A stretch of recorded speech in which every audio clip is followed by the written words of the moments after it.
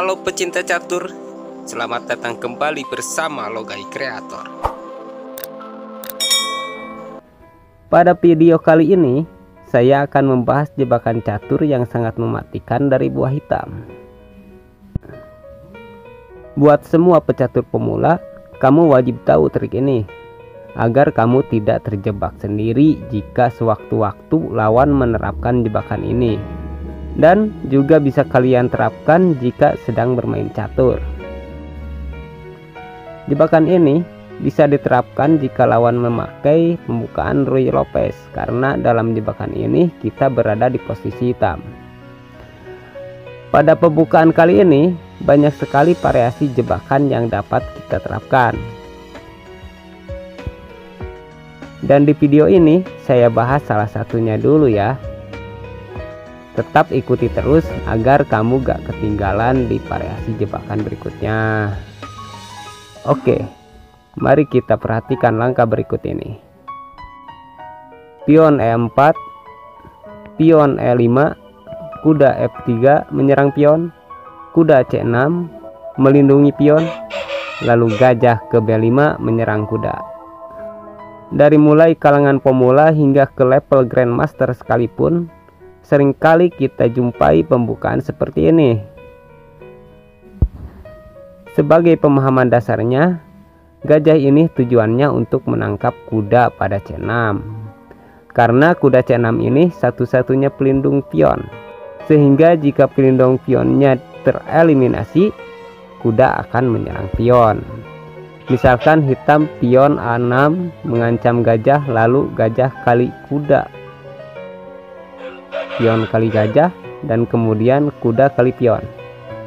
Nah, pada pembukaan yang seperti ini, jika kita berada di posisi hitam, apakah langkah yang terbaik yang harus kita lakukan? Nah, di sini pemain hitam dapat menerapkan jebakan yang sangat mematikan. Sebentar ya, kita putar dulu posisi caturnya. Oke, kita ulang dari awal.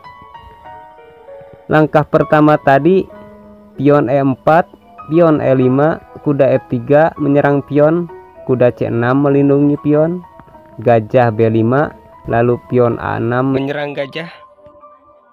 Nah, dari sinilah kita memulai jebakannya. Bagi pemain putih yang belum tahu jebakan ini, pasti akan memakan kuda ini. Lalu kita balas saja dengan pion kali gajah. Dan jika putih mencoba bermain rakus dan berani memakan pion ini, maka majukan saja menteri ke D4 dan menyerang kuda sekaligus pion putih ini. Oke, kita kembali ke belakangnya.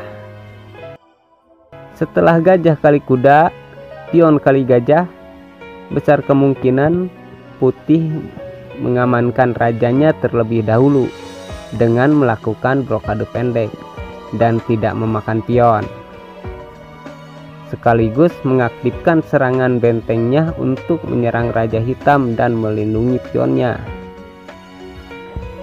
Oke, jika benar putih melakukan langkah ini, lalu kita majukan saja gajah ke petak G4 mengeping kuda.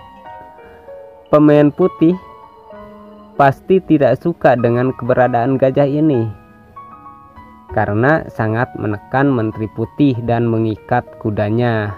Lalu pion maju ke H3 untuk mengusir gajah. Nah, dari sini kita sudah bisa melancarkan taktik dan trik jebakannya. Biarkan saja gajah kita ini menjadi korban dan dimakan pion itu. Lalu kita majukan saja pion ke H5. Tenang saja, ini hanya jebakan. Jangan takut. Menurut pengalaman saya, pada saat posisi seperti ini, usahakan kalian setel mimik pura-pura lupa atau pura-pura tidak tahu kalau saat ini gajah terancam pion. Tunjukkan saja sedikit ekspresi penyesalan seolah-olah kalian melakukan kesalahan. Jika kalian sukses dalam hal ini, Dengan melihat ekspresi kita itu, pasti pemain putih akan memakan gajah kita dengan pionnya. Lalu pionnya kita makan sekaligus menyerang kuda. Di sini ada 3 langkah kuda yang memungkinkan. Bisa ke H2, bisa ke E1, ataupun bisa juga memakan pion kita ini. Jika semisalnya kuda ke H2, maka majukan saja menteri ke petak H4. Dan lihat, ancaman skakmat terjadi di petak H2 dengan memakan kuda. Tidak ada perwira putih yang dapat melindungi kuda ini. Hanya ada beberapa kemungkinan langkah yang bisa dilakukan putih untuk melarikan rajanya. Pertama, jika semisalnya putih memajukan pionnya 1 petak atau 2 petak dengan tujuan untuk membuat jalan kabur rajanya, maka majukan saja pion kita ke petak G3. Lalu misalkan benteng ke E1, maka makan saja kuda ini dengan menteri skak. Raja hanya bisa ke F1. Lalu menteri kita ke H1 skak. Raja hanya bisa geser ke E2. Menteri kita makan pion skak. Raja ke D3.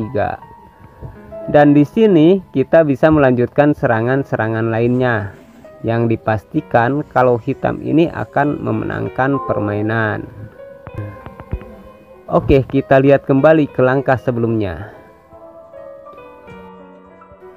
Setelah menteri ke H4, benteng putih melangkah duluan ke petak E1. Ya, tetap saja kita makan kudanya skak. Lalu rajanya hanya bisa ke F1. Kemudian menteri kita ke H1 skak. Raja ke E2. Lalu menteri kita makan pion. Dan dalam posisi ini pun hitam tetap unggul dan sangat besar kemungkinan untuk memenangkan permainan. Oke, kita lihat kembali ke langkah sebelumnya. Setelah pion kali gajah, pion kali pion menyerang kuda. Lihat, kuda ini adalah satu-satunya perwira putih yang mengontrol letak H4 dari serangan menteri hitam.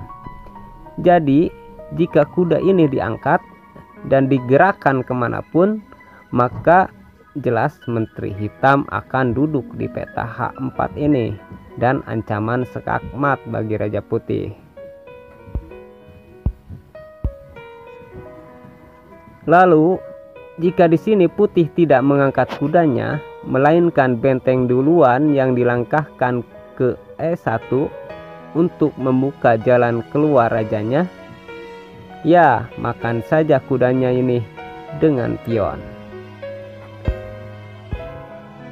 Lalu menteri kali pion, lalu menteri ke H4 dengan ancaman skakmat di H1. Jika menteri putih mencoba untuk menutup, maka makan saja menterinya, pion kali menteri dan benteng kali pion. Nah, dalam posisi seperti ini pun pastinya hitam lebih unggul, sementara pertahanan raja putih sudah jebol. Itulah jebakan yang saya maksud, yang dapat kita terapkan jika di pembukaan awal tadi. Pada permulaan pemain putih menggunakan pembukaan Ruy Lopez. Oke, saksikan terus jebakan-jebakan mematikan berikutnya hanya di channel Logai Creator.